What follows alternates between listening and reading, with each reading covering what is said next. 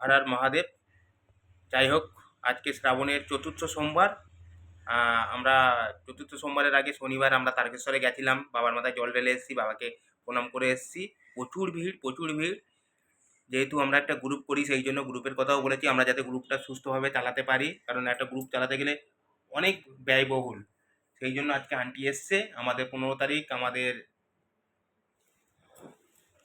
আমাদের মানে পতাকা উত্তোলন করা হবে, 15ই আগস্ট। সেই নিয়ে একটু আলোচনা। আন্টি এসছে। আমাদের 153 জন বাচ্চা আছে। 153 জন বাচ্চাকে নিয়ে আমাদের পথ চলা। তাদেরকে আমরা প্রতি বছর 2018 সাল থেকে 2026 সাল, মানে আমরা 8 বছর দিয়ে আসছি। আমরা দিয়ে আসি যেভাবে হোক, ভগবানের কৃপায় আমরা তাদেরকে জোগাড় করতে পেরেছি। এবং তাদের কাছে আমরা সবার সাহায্যে আমরা তাদের নতুন পোশাক এবং নতুন তাদের মুখে হাসি ফোটাতে পেরেছি। জুতো এই সমস্ত আমরা দিই। এবছরও ভাবছি যে একটু নতুন জুতো, নতুন জামা কাপড় দেবো। আপনারা আমাদের পাশে থাকলে আরও কাজটা সহজ হয়ে যাবে। তাই বলবো, আপনাদের সকলের কাছে অনুরোধ করব, আপনারা সকলেই আমাদেরকে একটু হাত সহযোগিতা বাড়িয়ে করবেন। দেবেন। হ্যাঁ, হ্যাঁ, একটু হাত বাড়াবেন সবার। হ্যাঁ, বাচ্চারা একটু, বাচ্চাদের মুখে হাসি ফোটানো একটা সবারই একটা ঈশ্বরের আশীর্বাদ থাকে। একটা পুজোতে সবাই পরবে নতুন জামা, তারাও যেন পরতে পারে। এরা খুবই খুবই একদম আন্ডার প্রিভিলেজড চাইল্ড, মানে যাকে আদিবাসী বলা যায়। তাদের বাড়ি দেখলে আপনাদের মানে সত্যি ভেতরটা কাঁদবে। তো ওদের মতন মানুষের জন্য আমরা যে একটু করতে পারবো আপনাদের সাহায্যে, এটাই আমাদের বড় একটা আশীর্বাদ, ঈশ্বরের আশীর্বাদ, আপনাদের ভালোবাসা। যদি সবাই হাত মেলান তাহলে এই কাজটা খুব ভালোভাবে অনেক হবে। সহজ হয়। আর নমস্কার। আরেকটা কথা বলি, এর আগের বারেও ঠিক দুর্গাপুজোর সময় আন্টির সাথে আমি কথা বলছিলাম যে রোজডেলের একজন ভদ্রলোক ভৌমিক বাবু, উনি আমাকে বলেছে, এখনও আছে। উনি বলছে, রাজকুমার, আমি মানুষের জন্য কিছু করতে চাই, কিন্তু কোথায় মানুষ? আমি তো কাউকে খুঁজে পাই না।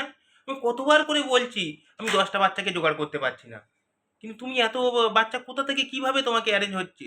মানুষ চাইলেও কিন্তু, কি আন্টি, চাইলেও পারে না করতে। চাইলেও পারে না।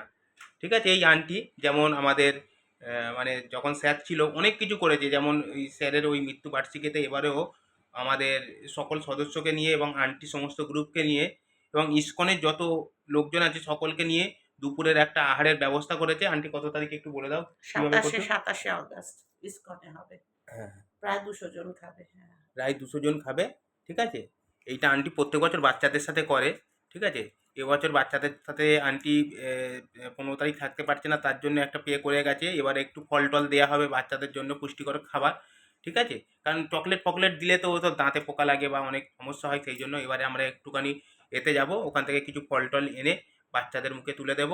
তারপর আমরা বাচ্চাদের জন্য নতুনভাবে একটা করছি, যাতে প্রত্যেক বছর আমরা জামা কাপড় দিই, এবারে একটু চেষ্টা করছি একটা জুতোর কারখানাতে, হ্যাঁ, আমাদের কথা হয়েছে, সেখানে আমরা অনেককে না দিতে পারি, অল্প লোকজনকেই দেব, কিন্তু ভালো দেব।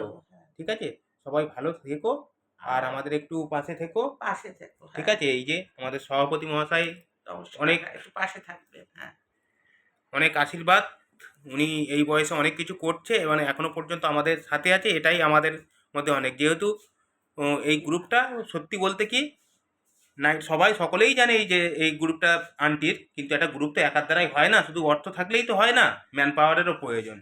ঠিক আছে, আমরাও সামান্য হেল্প করি, উনি 90% উনি হেল্প করে।